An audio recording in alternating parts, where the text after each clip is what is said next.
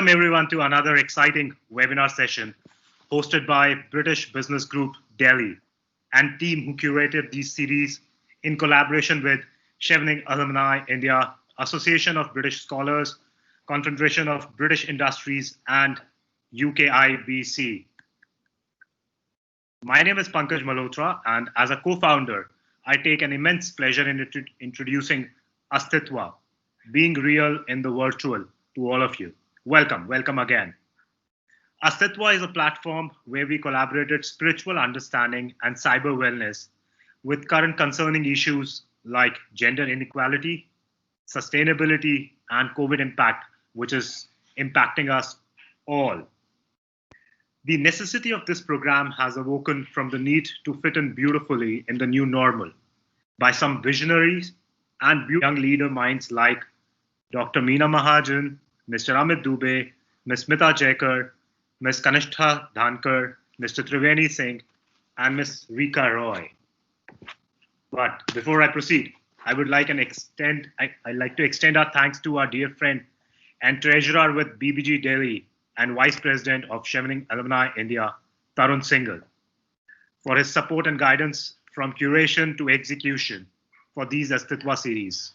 And also another friend and business mentor for us, Mr. Sanjeev Goyal, who has worked closely with the execution team for the last few weeks of the series. Pagan, pardon me if I'm not pronouncing it correct, to share preface and focus on British High Commission initiatives on gender equality chart. Ms. Fagan is the first Secretary Trade and Investment and lead India Gender Network at British High Commission. All over to you, Jennifer. Thank you so much. Yeah, so hi, I'd like to introduce myself. I'm Megan, very close to the pronunciation, it's a difficult one. And I am, as you say, First Secretary Trade and Investment at the British High Commission in Delhi. I've been out in Delhi for about 15 months now and I have 18 more to go. Even with the last 6 months, it's been an absolute pleasure to be here in India, and I've loved my time so far. It feels like a real privilege to be able to live, work and travel here. So yes, it's been a real pleasure to be out here and working on some really important topics out here in India. Alongside my trade work that I do, we would like to ask you to sign up to our charter, which has 5 broad commitments to empower people of all genders to break down gender norms and together build a gender equal society. So what are these commitments? What are we asking you to do? So first of all, we're asking you to lead, to use our platforms to amplify the voices of women leaders within our organisations and beyond. So for the British High Commission, for us, that means empowering women leaders through our networks and programmes, supporting Indian partners to tackle gender equality issues, and ensuring women leaders are in visible decision-making roles within our workplace. The second thing we're asking you to do is to represent. We ask you to seek gender diverse representation when hosting and participating in panels and roundtables. So for us, that means aspiring for all of our activities that we host and panels or roundtables we participate in to be gender balanced. Thirdly, we're asking you to embed gender norms and gender equality, to strive to include gender analysis in the design and implementation of your activities. So for us, that means continuing to include gender analysis in the design, implementation and evaluation of all programmes we fund, and working to embed gender positive activity across our organisation. Fourthly, we're asking you to make our organisations great places for people of all genders to work and ensure our internal policies fulfil that aim. So for the British High Commission, for us, that means building staff awareness on gender inclusion challenges through learning programmes, including on transgender people and on the negative gender norms that men face, ensuring zero tolerance on sexual harassment in our workplaces, and reviewing internal procedures, including staff recruitment. And the last thing we're asking you to do is to mobilise, to work as a collective of gender equality champions, developing and sharing best practice to together implement this charter. So again, for the BHC, what does that mean in practice for us? That means convening like-minded partners across sectors in India to drive change on gender equality, share best practice, and amplify each other's positive initiatives. So to summarise, the 5 things they're asking you to do is to lead, to represent, to embed, to include, and to mobilise gender equality within your workspaces. So in practice, what does signing up to this charter actually mean? Well, it would mean featuring publicly in our publicity materials as a signatory to the UK and India Network Gender Equality Charter, and more generally as one of our partners on gender equality. It means becoming a member of a new cross-sectoral forum for UK and India partners who are driving change on gender equality in India, with more targeted sectoral events that will follow. And it also means sharing with us some of the actions that your organisation is taking beneath each of the five. Excited to introduce our speaker for today, Ms. Kanishta Thankar, former Miss India World 2011 supermodel, sustainability and gender equality advocate. Kanishta is a dynamic personality. She loves to travel, lives her life through experience. Wow, a yogi, an environmental activist, and a believer in community. Her philosophy, honesty, simplicity, and sincerity. She believes in making a positive impact and is forging a path as a change maker in a society. Let's hear from Ms. Dhankar on gender equality and sustainability. All over to you, Ms. Dhankar. Thank you so much. Hi, everyone. Good evening. My name is Kanishta.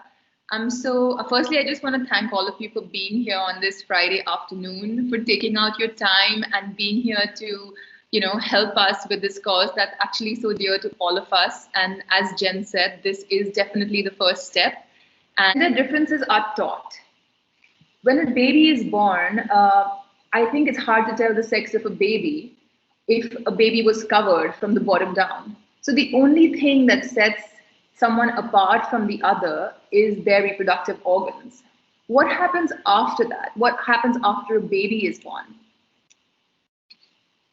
Gendering happens in different ways. Gendering is taught. It could be family upbringing. It's how family values are. It's how someone's family values are. It could be the schooling or educational systems which support boy child getting education over girl child. It could be advertising, which propagates that, a girl should only wear pink clothes and play with Barbie dolls, opposed to a boy play with guns and wear blue. It also could be socialization, or what we call engendering. It's how a child is molded, fit in certain spaces in society or into certain characters in society. Also, canalization, how attention is directed depending on the sex of a child. For example, a girl is always told to look pretty or smile or speak politely when she's a kid, and boys are taught otherwise. It's about why a family in India specifically prefers having a son over a daughter, and there's various reasons for that. It's believed in India that a boy is better than having a girl child because he will look after his parents when they're old, or that a son will provide for his parents, whereas a daughter gets married and gets sent off to another's home. There's also the image and power of the family, because the son would carry forward the family name. And then there's this strange social stigma of a woman who gives birth only to girl child is of no use. But contrary to all of what we just heard, women and girls represent half of the world's population, therefore half of its potential. Gender equality, besides being a fundamental human right, is essential to achieve peaceful societies with full human potential and sustainable development. And moreover, it has shown that empowering women spurs productivity and economic growth. So here's a bit of a global overview. Out of 143 countries, out of 195 countries, 143 countries guarantee equality between women and men in their constitutions. Yet there's so much discrimination against women still. It's also because of laws and policies which haven't been inclusive of women in the past and still are not. There's gender-based stereotypes. For example, a woman is a homemaker and she can only fit into certain roles or achieve certain levels of success. And there's social norms and practices which just perpetuate, even though they're redundant in our society today. Here's a bit of an example about how discrimination comes into practice in day-to-day life. So for example, there's a newspaper that's hiring an editor, and both men and women are free to apply for the job. But the job description requires that the candidate must have served on all different news desks, for example, crime as well. The obstacle here that a woman would face is that there's another policy that prohibits women to serve on the crime desk due to the high risk of their safety. So as a result, no woman can actually meet the requirement of the job and thus not get the job. And this is just one small example. Now I want to come to India. Here, less than a quarter of women are in the labor force. And out of the quarter of these women, they are some of the poorest in the world. They earn less than 35% on average than men, even though women represent 49% of India's population. They only contribute 18% to its economic output. As you see in this graph, India is one of the lowest, it's actually the lowest as far as it comes to participation of women in the labor force compared to US, the China as well, and Russia, which is shocking because we are a huge population. And if women in Indian society contribute, then the GDP just goes higher and higher every year. The impact of COVID and women. It's estimated that the economic loss from women losing their jobs during the pandemic has been about $216 billion, which knocks off 8% from the country's GDP. There's also been other impacts due to the virus, which have actually worsened India's deep-rooted social inequities, an unsafe environment in many places with a girl being raped at an average of every 15 minutes, the burden of domestic responsibilities, which have kept women at home. There have been twofold rises in complaints of domestic violence. Also, experts warn that girls' education will be disadvantaged because boys will be preferred. The World Economic Forum's Global Gender Gap Index in 2020 ranks India 112 out of the 153 countries in offering equal opportunities to women and men, and that's not a really good place to be. Also, 330 million women and girls live on less than $1.90 a day, which is $140 a day. So you can imagine the struggle that these women and girls go through. That's also 4.4 more than men, 4.4 million more than men. Climate change has a disproportionate impact on women and children, and they are 4 times as likely as men to die in a disaster. Economic development and gender equality go hand in hand. Empowering women to participate equally in the global economy could add up to $28 trillion in GDP growth by 2025. You can see here in this graph, if we actually get more women in India to work in the Indian workforce, India could go up by 18% in its GDP by 2025. So societies with greater equality not only offer better socio-economic opportunities for women, but they also tend to grow faster. They also grow environmentally. They also have sustainability at the heart and at the root of their growth. Also, poverty levels reduce. Also, the World Bank found that in Latin America and the Caribbean, women played a critical role in the decline of poverty, with the female labor market income contributing to a 30% reduction in extreme poverty. And this is why taking gender into account matters when we're developing and implementing policy. Policies need to be inclusive of women. For many generations, law and order has been ruled by men and the patriarchal system that we followed, which somehow excludes women from main decision-making policies. So placing women at the heart of our global policy making will go a long way also towards achieving the 2030 UN Development Goals, and also the agenda of achieving gender equality and empowering all women. Gender equality also helps empower not just the gender equality goal, but also all the sustainable development goals. So this brings Dr. Anjali Quatra. She's the chairperson, philanthropist, and general secretary, Association of British Scholars in Delhi.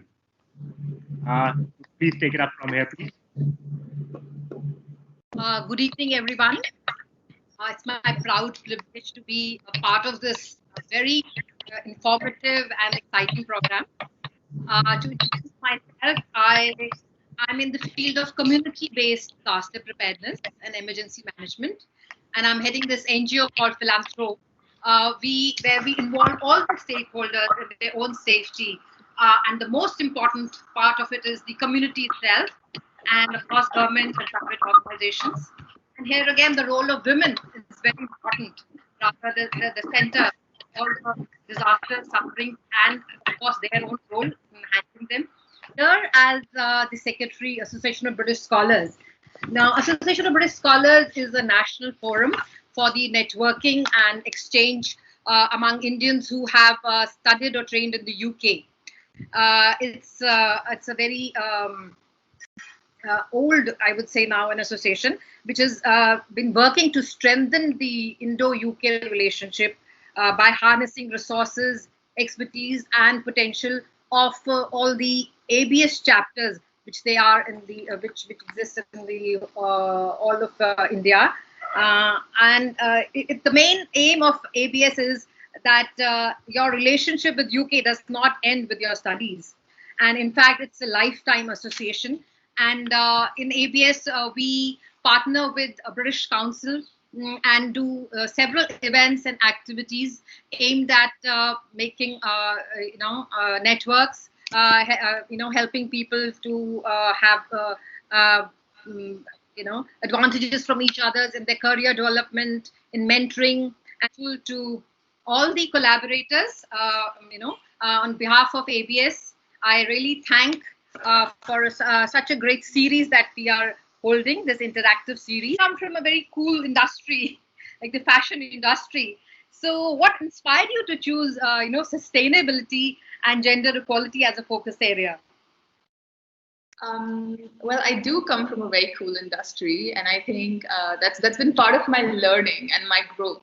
So I've had this platform where I've been free to develop as who I am. In the fashion industry, also, women are celebrated. And I feel that I have been celebrated, and I've also been given a lot of opportunity to travel around the world, to live in other countries. And there I learned different ways of being. When you travel and live in Germany, they recycle everything. Or when you go to America, or you go to Europe and you go to the East, wherever you go, there are different practices in society depending on where you live. And I think through my journey, I have learned so much along the way that I just felt like I needed to give back. So there's a lot of data cited in the report, which comes from Europe also. And it reveals that there are fewer women in the key creative positions, like directing. And the number of women graduating from schools, film schools, is quite the same as men. But still, the creative positions are still, held by men in more majority. So what is your take on that? See, we need to understand that the system has been one of patriarchy for so many years. All these roles were usually done by men. Things are starting to move and change now, and then you see women coming into these roles. But I think for patriarchy is perpetuated further if we don't change today. And it's just what the norm has been. Yes, there is a gender gap. Yes, there are lesser women in directors' positions, but I feel like that's all going to change. Again, the only solution to that is acknowledging the problem today, acknowledging that the problem exists, but being a man or a woman does not say that a man is more creative and a woman is less creative. So in terms of inequality, it exists. The system needs to change. More laws need to be put into place which include women in their society, which give them equal opportunities to study. But also, these changes need to be brought at a family level. Families need to support their girls. And I think that is the only way to move forward. Apart from government, apart from policies and law, men also need to be part of the movement. There are so many good men in the world. Men need to become part of the movement to also educate other men. And I feel like all of these things are the way to move forward. We can say that Bollywood is the reflection of our society. So when we have these stereotypes, sorry, can you hear me? Yes. Yeah. So I'm saying that Bollywood is seen as a reflection of our society. And when we have these stereotype portrayals of women in movies, it further contributes to we can say rampant sexism in India. So be it fashion trends, be it family gatherings, or even journal perceptions, what we see is that films shape our thinking in a big way. And even a global audience, for them, it is like a mirror, towards how we treat women in real life in our country. So seeing that, we still see that filmmaking, is still, concentrating, or maybe say a majority of them are still showing the same, gender stereotype. In fact, I would like to quote one of the actors, Victor Banerjee, what he said about Bollywood. He says that Bollywood is a cancer. With Hindi commercial cinema has denigrated women. We owe a debt of ingratitude to Bollywood for having insidiously polluted our culture covertly. So this is really, very not too far. Yeah, I choose to agree with him. I do choose to agree with him. I feel like culture, cinema, art has a lot to do with educating a population. And if we keep perpetuating the same stereotypes of men and women, then we keep educating an already uneducated population in the wrong way. We keep showing them the same stories that existed 100 years ago or 50 years ago, and we just make them in new forms and then we show them today. And I completely agree with you that it's just not helping. It's not helping educate the masses that we need to educate. Because the few of us that are here are educated. We are here because we feel for these issues. We know what the problem in society is. But how do you educate the masses? How do you educate a man who does not know where his next meal is going to come from? He's not interested in knowing what the right way to be is. He is just interested in feeding his belly and the belly of his hungry children. And then when you provide them some entertainment and you give them entertainment which is really based on sheer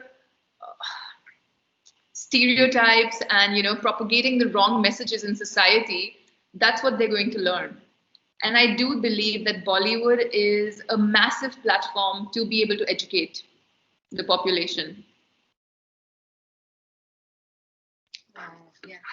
So again, you coming from industry, both fashion and film, they're very dynamic, and there's a lot of diversity also. Can you also share some experiences, your own experiences, which you can say mounted to gender bias? Fortunately, I have none. Because what happens with the fashion industry is it's very women focused. In fact, I would say that maybe it's actually men who receive more gender biases in the fashion industry because their roles are so limited and there's probably not equal opportunity for men in the fashion industry.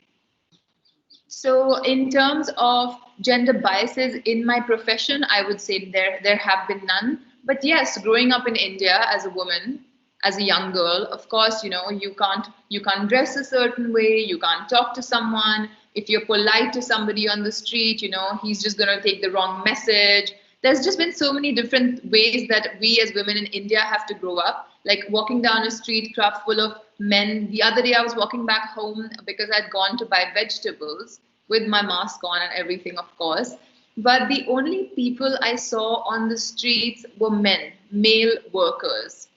And then it's so striking. It's so striking when, as a woman, you're walking on a street alone and you only see men workers. And then we wonder, why are the streets in Delhi unsafe? You know, there is your answer to that. Because the lesser women we allow to be outside the house, the lesser we empower them, the lesser they will be out. And then the few of us who do venture out, we are suddenly at a threat of being, hurt, if there is somebody who has that intention. So, I have to say that on a day-to-day basis, there are definitely problems, and there's gender biases around us everywhere. But the question was about the industry, and I have to say, throw some positive light on, the whole thing, that the fashion industry has been a space of a lot of openness, a lot of open-minded people. That's great. That's heartening to listen. Can you also share some learnings which you had from your experience, which can be takeaway for those who are already either involved in the industry or who are aspiring to get involved with this industry? I think what I've always said, and that I will also say today, is that it's really important to be yourself. Don't ever lose your identity to anything. I went to New York when I was 23 years old, I think, and for some reason, the first thing that I said to myself when I landed in New York was like, I will not lose myself to the industry. So no matter what happens along the way, whether I get a job or not, whether I make it or not, I will not lose my core to anything. And I feel like that is what has helped me make my mark in the industry. Because if I believe in myself, I can confidently perform at a job, which then makes me unique, because what I do, no one else can do. So I feel like that is the most important takeaway from my learning, is be true to yourself, honor yourself, honor those around you, and just be confident and learn and grow. And, there's nothing that is lost. Even if I might not have got those 50 jobs in New York that I went, we have to go and audition a lot. We have to go for every audition. I used to audition 10 auditions a day, 7 days a week. At the end of the week, I got one call for one job. It doesn't matter, because every time that someone said no, it pushes you a bit further. And it's only human to feel bad, right? It's only human to feel bad. We all feel bad about so many things. That should not stop us from feeling confident or keeping to carry on. And that's another lesson that COVID has taught us. Nothing stops time. Nothing stops the world from moving. So why stop yourself? Be confident, find your balance, find your inner strength, and just deal with conflict with resilience. Learn to become resilient. That's great learning that you're giving us. Ma'am, I would also like to ask your comments on the gender stereotyping which we see in Bollywood, in terms of some of the dialogues that we hear, which are outrightly derogatory for women. I've noted one from a movie called Jab We Met, which happens to be a blockbuster, Kareena Kapoor. And there they say, Akeli ladki khuli tijori ki tarah hoti hai. These kind of dialogues. Can something be done about it? Can people like you who have progressive views bring about a change in this? Because as we all know that these Bollywood productions, they are going to have a major impact on our thinking. We can do something, but I think it will take more than one person. I feel that what we endorse is what we receive. Stop watching the films. I don't watch them. I have never been a consumer of Bollywood cinema ever since I was even a young child. Don't endorse them. Don't watch them. Why are Bollywood films making so much money? So we keep feeding it. We keep feeding this system, which keeps going in this loop and this cycle. So then if you want to be an evolved audience, you have to stop watching the films and supporting them. There can't be any other way, because unfortunately there is an audience for these movies. And me as an individual, or anyone for that matter, can't go and stop people from doing what they're doing. We can't go and stop a whole industry from making films. But how? So what is the solution to that then? If we stop endorsing them, if we stop watching them, if we stop contributing to their earnings, automatically the messages start changing. Also, there's so much other cinema available now with Netflix. There's so much good content. Content is available to consume unlimitedly. So if you want to then consume good content, then contribute to the good content and that cinema, because there are so many independent filmmakers who are trying to make good cinema that's educating young people, but no one watches them because there's not a famous personality involved. This is also another problem, that in India, because of religion, idol worship has taught people to idolize, and thus idolizing humans, right? So now we're idolizing the big names like Shah Rukh Khan or Salman Khan and these guys, and they're not bad people. They're just doing their job. But the masses see them on a big platform on television, and suddenly this one normal human being who's just human appears to be magical and grand, because they've been put on this grand stage. It is a human being who's playing a character in a movie. It's so simple. Tomorrow you could play a character in a movie, or anyone for that matter who's watching, or me, So it's important to understand that, like how everything in Indian society is we're in a vicious circle. And we need to stop that vicious circle by endorsing what we believe in and helping those who are creating better cinema find a voice, find a platform. Trying to go after the big names and being like, you can't make the movie, it's not going to happen, The changes will come, but they'll come slowly, but they'll come over a period of time. So don't just next time just be like, oh yeah, I really like this actor, so I'm just going to go for his film anyway. That's not the way you bring about change. Then you stick to your, the role that you want to make and the stand that you want to take in society. Then don't watch it. Don't perpetuate it, A corporate, a company to do more in the area of sustainability through gender equality. Sustainability and gender equality, or separately? Yeah. Achieving sustainability through gender equality. All right. I think that if I had to offer a suggestion, it would be really doing, really getting people together, breaking all the roles. People are working on a very hierarchical system, especially in India. Again, that comes down from our history, 200 years of being governed by the Britishers.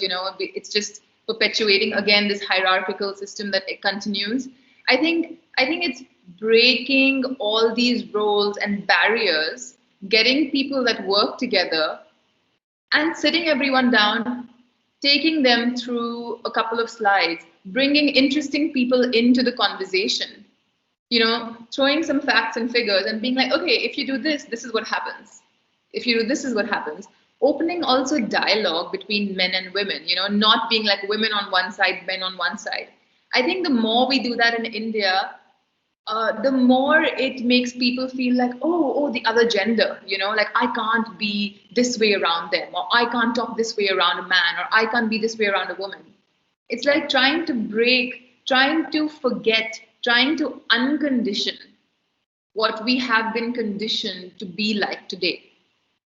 So I feel like, again, it will take time, it will take education, but it would be maybe creating workshops with different leaders in the organization who people look up to, who people want to learn from, and just opening spaces for conversation, opening, spaces for learning apart from work, building dialogue with people.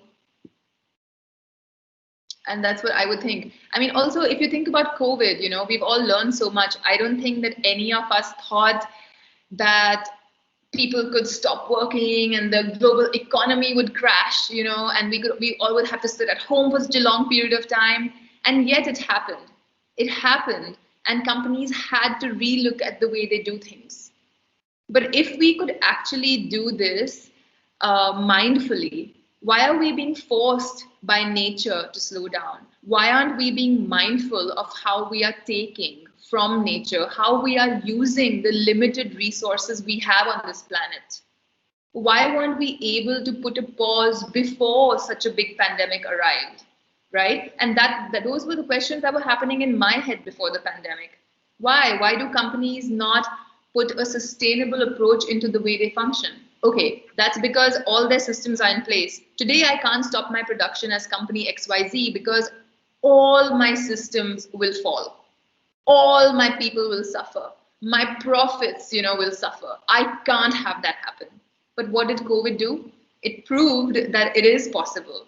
Yes, you face losses for a certain period of time, but how do you add longevity into the process? Today, there was a pandemic like COVID, but if you think about it, maybe it's still not that bad. Imagine the next thing being a water crisis. Imagine being stuck at home and there's no running tap water, no water to drink, no water to wash your hands, no water to bathe, no water to flush. Then what are we going to do? And water is a limited resource. So why do, as human beings, we wait, we wait till we are at that point of suffering, until we have experienced the worst, and then we learn? Why do we do that to ourselves is the question. Why don't we choose how we want to do something? Why don't we choose to bring change? And it would be the same thing with taking sustainability or gender equality. Choose to do the right thing. Choose to go to uncomfortable places. Choose to speak up. Choose to bring about difference. Because only when we choose, we can bring about a change. Done at an individual level to support and ensure women empowerment? At an individual level, I would say that as a woman, support women around you. It could be as simple as the lady who comes to work at your home. Support her, pay her well, pay her more than what you are used to paying her. In India, we're used to paying the ladies that work at home 2,000, 3,000, 4,000 rupees. No one wants to increase their salary, right? This is what I have learned along the way. This is what their salary is. Double it. What is 8,000 rupees? The lady that worked at my Bombay, for example, she only used to work for foreigners. She only used to work for expats. So when she came and she started working with me, she asked for double of what I used to pay the lady before. But after she started working in my house, I never once had to turn around and tell her, Didi, wo table hatao, uske piche dusting karo. Move the table and dust behind it. Because she was educated in a way where she wasn't trying to fleece you or just, do the work and just run off. She was happy to do the work she was doing. And so she wanted to perform. She wanted to be better. She wanted to grow because her child at home can go to school, to a better school, so that she can save some money and buy a little home for herself where her and her daughter can sleep safely. That goes a long way when you live in a country like India where there's so many uneducated and poor people who are struggling to even eat a single meal. These are small things that we can do. Support the person immediately whose life you can impact directly. The most effective way to address gender issues in a workplace? My advice might be helpful or not. I don't know if it's going to be because I've never worked in a corporate setting. So you can take it or leave it. But I would say as a woman, always speak up for yourself. Never be afraid to speak up for yourself. And that's how you also start making change. Today, you might not say anything. So it might feel okay for whoever behaves in a certain way to keep doing that with other women, Or if you feel like there's a colleague, a male colleague who you feel is, someone you can talk to or someone that could help you, go involve the men. I truly feel it's time to involve the men, apart from just women. We keep trying to educate children and young girls to be a certain way, but I feel like we need to bring men and boys into the picture. I heard of this organization in Africa which actually does little plays and skits for young boys to show them what it looks like when a girl is being harassed. For example, Africa is a lot like India, right? There are lots of streets and there's a lot of crime against women. A girl is walking home alone.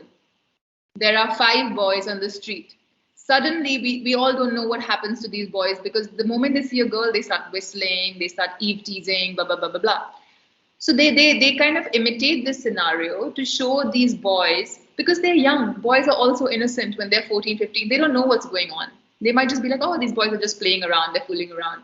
But there are certain incidences where, it's very, very easy to tell what is the intention of someone. These scenarios are created and young boys are told, hey, if this happens, if you see this happen, stop, turn around, look at that girl, make sure she crosses the street safely and gets to her home.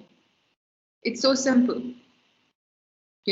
So this is an example of how you can get colleagues involved. You can speak to someone. Don't be afraid. You haven't done anything wrong.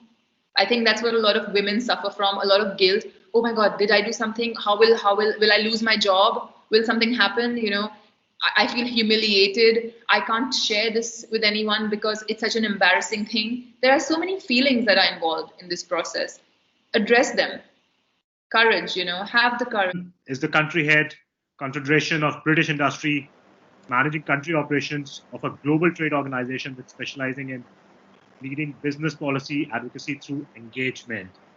That's Ms. Hassan for you. Wow. And if Ms. Hassan, I can hand over the mic to you to take it up from here. The session this has been, and I'm so glad that I am doing the closing remarks, because whatever has been said is personally very close to my heart, and my organization, the CBI of the UK, not of India, but of the UK, we stand committed to diversity and inclusion at every level. Definitely, COVID has given us the opportunity to pause and reflect. What's gone wrong with this world, and how can we build it better? And if we have to build it better, what about 50% of the population that was always ignored? So that's where we come in. And it's still, there's a lot of work to be done. And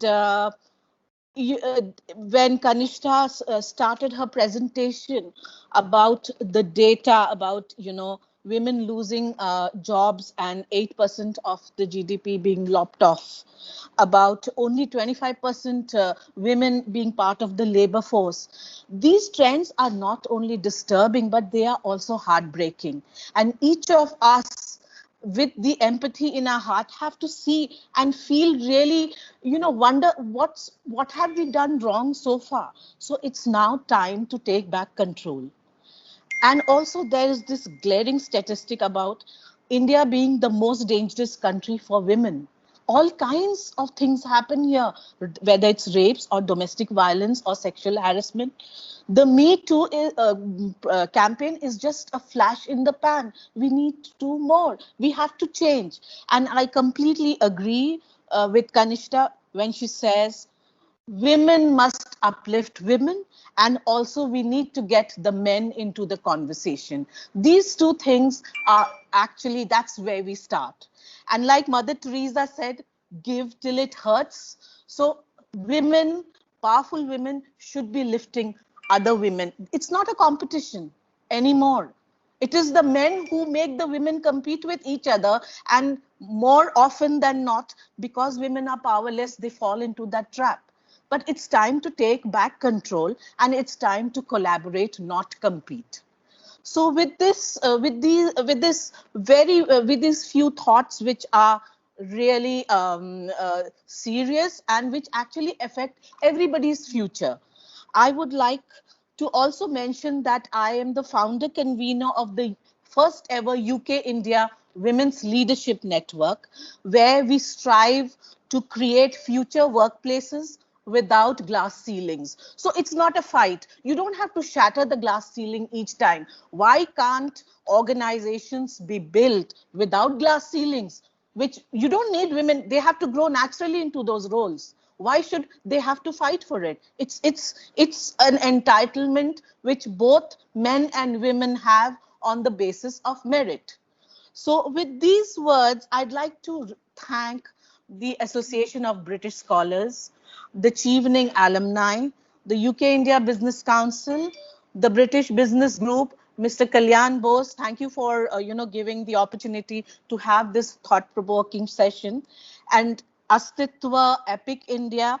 But last but not the least, the mover and shaker behind these series, Tarun Singhal, my dear friend. Thank you very much for moving mountains to get this thing all off the ground. And thank you very much. And with this, I'd like to close the session. Thank you.